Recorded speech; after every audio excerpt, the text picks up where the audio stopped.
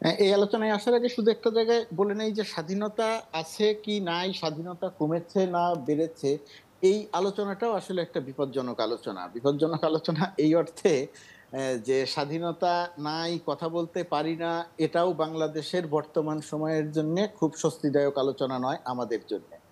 বাংলাদেশে এক ধরনের একটা ভয়ের সংস্কৃতি তৈরি করা হয়েছে। সেই ভয়ের সংস্কৃতিটা কিভাবে তৈরি হয়েছে? আইন দিয়ে তৈরি করা হয়েছে। সাংবাদিককে উঠিয়ে নিয়ে গিয়ে তৈরি করা হয়েছে।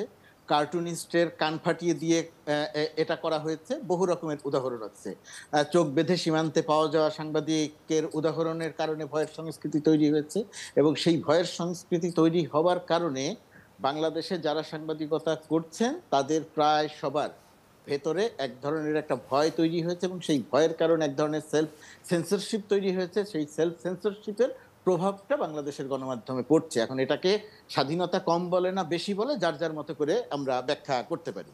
সেটা আছে। আর অন্যান্য কোনো প্রসঙ্গে আমি যাচ্ছি না। বাংলাদেশের অবস্থাটা হয়েছে কি? যে বাংলাদেশের অবস্থাটা দেখলে মনে হয় যে পৃথিবীতে কোথাও কোনো জায়গাতে কোনো যুদ্ধ থাকবে না, কোথাও কোনো জায়গাতে কোনো অশান্তি থাকবে না। আ আ সব জায়গায় সবকিছু ঠিকঠাক মতো চলবে।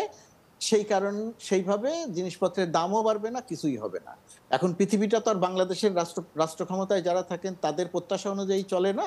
রাশিয়া-ইউক্রেন যুদ্ধ হবে, ইসরাইল-হামাস যুদ্ধ হবে, ইসরাইল-ইরান যুদ্ধ হবে, কালকে আরেক জায়গায় যুদ্ধ হতে পারে, মিয়ানমার নিজেরা আরো বড় রকমের সংকটে পড়তে পারে, ইত্যাদি, ইত্যাদি পড়তে পারে। এখন একটা সংকট যখন তৈরি হয় তখন রাষ্ট্র ক্ষমতায় যারা থাকেন, দায়িত্বে যারা থাকেন তাদের দায়িত্ব হয় যে এই সংকট থেকে কি করে আমি বের হব, এই সংকট আমি কি করে মোকাবেলা করব, এই সংকটের প্রভাব যেন আমার দেশে না পড়ে সেই জায়গাটিতে যাওয়া।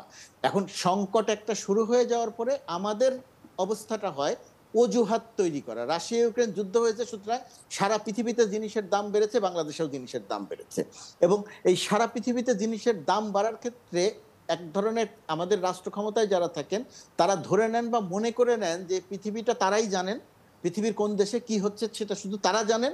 এটা পৃথিবীতে এটা বাংলাদেশের আর কোনো মানুষ জানেন না। সেই কারণে তারা ইংল্যান্ডে একবার টমেটোর দাম বাড়লো সেটাকে তারা এমনভাবে প্রচার করতে থাকেন মনে হয় যে টমেটো ইংল্যান্ডে আর পাওয়া যাচ্ছে না, ওই ৩ টাই কিনতে হচ্ছে। কিন্তু সেটা যে একটা ফলস প্রচারণা, সেটা যে একটা প্রোপাগান্ডা, এটা ধরে নেন যে এটা তারা বোঝা যাচ্ছে না।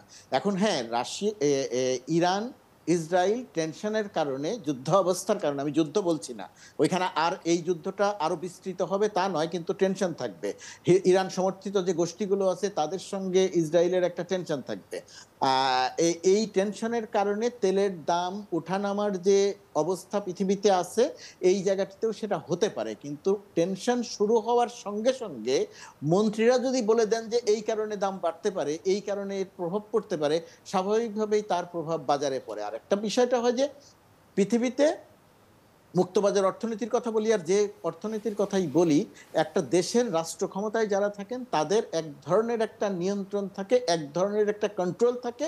সেই কন্ট্রোলটাতে হচ্ছে তারা বাজারে ব্যবসায়ীদের যা ইচ্ছে তাই করতে দেন না।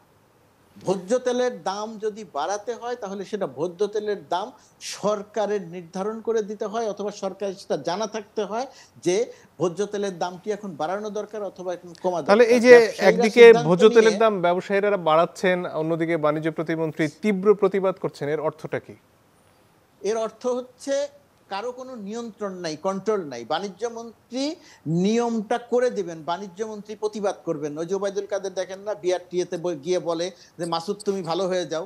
দেশ নিয়ে খেলাধুলা করার মতো মানসিকতায় থাকলে এই ধরনের কথা বলা যায় যে মাসুদ তুমি ভালো হয়ে যাও। মাসুদ ভালো হয়ে যাওয়ার মতো ওবায়দুল কাদের কি পীর না দরবেশ যে মাসুদকে ভালো হয়ে যাওয়ার পরামর্শ দিচ্ছেন? ওবায়দুল কাদেরের হাতে নির্বাহী ক্ষমতা আছে। সেই নির্বাহী ক্ষমতা দিয়ে মাসুদ যদি ভালো না হয়, মাসুদ যদি জনগণের বিপক্ষে কাজ করে, জনগণকে হয়রানি করে, মাসুদের বিরুদ্ধে ব্যবস্থা নেওয়াটা হচ্ছে ওবায়দুল কাদেরের দায়িত্ব। ওবায়দুল কাদের সেখান থেকে জি। নসিহত করছেন যে মাসুদ তুমি ভালো হয়ে যাও। তো আর বাণিজ্য মন্ত্রীর অবস্থাটা এরকম হয়েছে, তিনি প্রতিবাদ করছেন। আরে প্রতিবাদ তো রাস্তায় মানুষ করবে, প্রতিবাদ তো আমরা করব, প্রতিবাদের কথা তো আমরা বলবো। বাণিজ্য মন্ত্রী কাজ করবেন। বাণিজ্য মন্ত্রী যদি প্রতিবাদ করতে হয় তাহলে তিনি দায়িত্ব ছেড়ে দিয়ে এসে শাহবাগ মোড়ে দাঁড়ায় যাক। বা প্রেস ক্লাবের সামনে দাঁড়ায় যায় যে আমি পারতেছি না, আমি এখন প্রতিবাদ করতেছি, তখন আমরা গণমাধ্যমের জায়গা থেকে তাকে সমর্থন করব, সহায়তা করব, যে হ্যাঁ আপনার প্রতিবাদটা খুব ভালো, বড় বড় করে ছবি দিয়ে সংবাদ প্রকাশ করব। আপনার হাতে নির্বাহী ক্ষমতা আছে, আপনার হাতে সকল কিছু আছে, সেটার থেকে আপনি শুধু প্রতিবাদ করবেন কেন? আপনি ব্যবসায়ীদের বাধ্য করবেন। ব্যবসায়ীরা কথা না শুনলে আপনি টিসিবির মাধ্যমে নিজের সক্ষমতা অর্জন করবেন। আপনি জি। নিজে কিছুই করবেন না, অথচ আপনি প্রতিবাদ করবেন এবং দাম বাড়ানোর একটা নিয়ামক হিসেবে কাজ করবেন। এটা তো আপনার কাজ হতে পারে না।